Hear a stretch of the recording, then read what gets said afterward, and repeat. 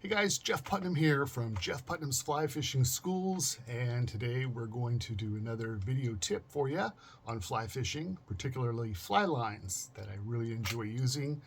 They're very practical in their application, and a little story and an update on what's going on. So let's start off with that update. It is summer steelhead fishing time. The numbers on the West Coast are fairly decent this year.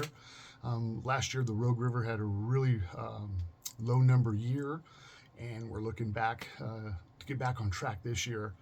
And that's true for a lot of fisheries up and down the West Coast. I'm hearing pretty decent numbers coming through on the North Umpqua, even all the way up into British Columbia. So it's going to be a good year for summer and fall steelhead. So get out on the water and enjoy the opportunity while we have it. And if you're looking for a guide, I'm your guy. I'm guiding the Rogue River from now through the middle of November. October is when the big push of fish come in, but there's already a number of fish up in the hatchery. I think close to like 500 already.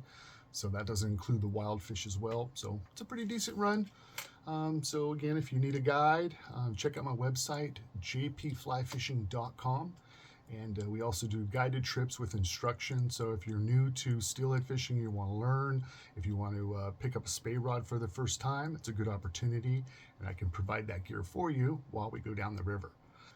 Coming up on the 23rd of this month is the Rogue River Speyclave, which will be held at Griffin Park in Grants Pass. And it's going to be a really good speyclave. Some big names are going to be there. And we'll have presenters. I'll be doing a presentation sometime in the afternoon on spey casting. You can talk to manufacturers that will be there, a lot of professionals in the industry. It'll be a good opportunity to try out some equipment before you purchase it. And yeah, come talk to us fish bums, and we can be more than happy to help you out on your spey fishing journey. So look forward to that. Because it is in August, on the 23rd, that's summer steelhead fishing time, right? So bring your gear up, plan to stay a day or two, and get out on the water while you can. All right. So our story for today is going to be about a dog that I saved about 9 years ago. I was on the American River fishing in the evening, decided to call it a day, wanted some B-roll footage of the sun going down, so I mount my camera up in the front of my boat, and I'm headed up to the boat ramp in the American River. As I'm going upriver, I look and see what looks like a beaver swimming in the water, and I get closer and closer. It turns out it was a dog. It was a small dog, and it was swimming upriver, not doing so well. So I'm trying to get close to it. The dog, you can see, was getting really tired. I finally circle it in my boat, lift it up in my boat, and take it upriver. Found the owner, gave it back to the owner. It was quite the episode. I was glad I was able to save the dog. The funny thing was, I was just in Sacramento teaching in June, and that owner of that dog happened to be at the river with not only that dog, but two more dogs. There's like a German short hair pointer. I don't know if that's exactly what it was, but dogs are doing well, are all grown up. So it was nice to be a part of that at the right place at the right time. Funny thing, fast forward that, a week after I saved that dog, I'm fishing upriver at a location, and I pull my boat in, gonna launch at the boat ramp, and there's about 20, 30 people yelling and screaming out into the river. So I get out of my car and I walk over. There is a boat out there with a person that's trying to lift this black lab into the boat. The water was really high, dangerous conditions. So they were struggling to do so. And we were watching them, and the guy that was operating the boat finally gives up.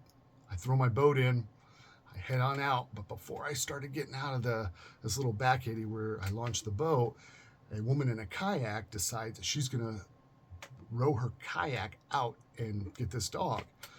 The dog was almost as big as the kayak, so it was kind of scary watching this unfold. So I'm hopping in my boat, I'm moving upriver, and as soon as I start getting out in the current, I'm about 50, 60 feet away from her kayak in the dog crawls up on the kayak and flips the kayak over, right? So now here's the kayak, the dog, and the woman that was rowing the kayak. They're all floating down. It was in the right place at the right time. I just barely had to hit the motor, slide over, grab the dog, pull it in the boat. She grabs onto the side of the boat, grab her kayak, put it in my boat, and just made my way to the bank real slowly and got the dog out, got her saved, and yeah, it was pretty wild, pretty hairy time right there. But again, right place, right time. It was really cool as I did it. Now there's 60 people on the bank, park ranger, everybody was down there, and they all were giving me a nice ovation, clapping ovation there. So that was really cool. The video that I took of the first dog rescue, I put it out on my Facebook and actually sold part of that video a while back, and recently saw that video on a website, We Love Animals, I believe it is. I'm not too sure if that's exactly the name of it. Had over 3 million views, and that was like a month ago. So pretty wild. I guess I need to have a shirt that says first responder on it when I go out fish. And yeah, pretty crazy. So let's get into our helpful tip of the day, which is going to be fly lines. Kind of just a tip on 2 of the fly lines that I use quite a bit when I'm overhead casting, mostly for trout, fly fishing for trout with a single-handed rod. One of my favorites, very versatile for trout fishing, is going to be the Rio single-handed spey line. That is a really versatile line with about a 34-foot front taper on it, and the taper is continuous. From the rear of the taper at 34 feet, it tapers continually all the way down to the tip of the fly line where you would put your leader on. Because of the mass of that head is all at the rear, it allows you to roll cast really well and single spey cast really well too. We roll cast, we single spey when we have bushes and trees behind us, but most importantly, we spey cast so we can change the direction of the fly and put it in another location without false casting, which means your fly gets back to the water much quicker. You cover more water, your hook rate goes up. Simple as that.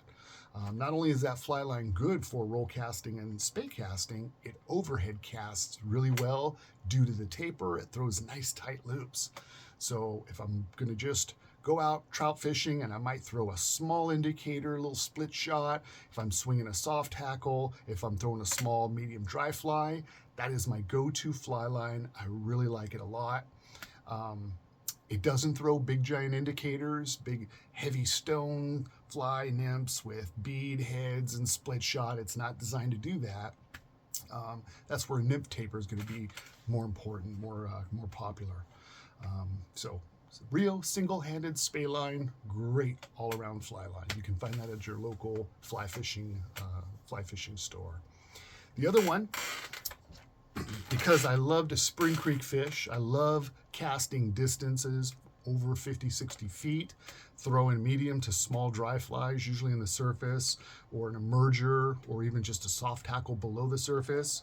My favorite for that is the Rio Technical Trout. The Rio Technical Trout has a 52-foot head on it, so you can carry a lot of fly line in the air, and the front taper, it really goes down thin and gently presents the fly without a lot of splash.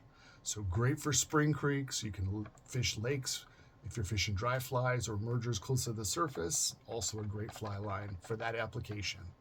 So give those lines a try, and I think they're going to improve your fly fishing experience. And thank you for listening, and we'll see you next time.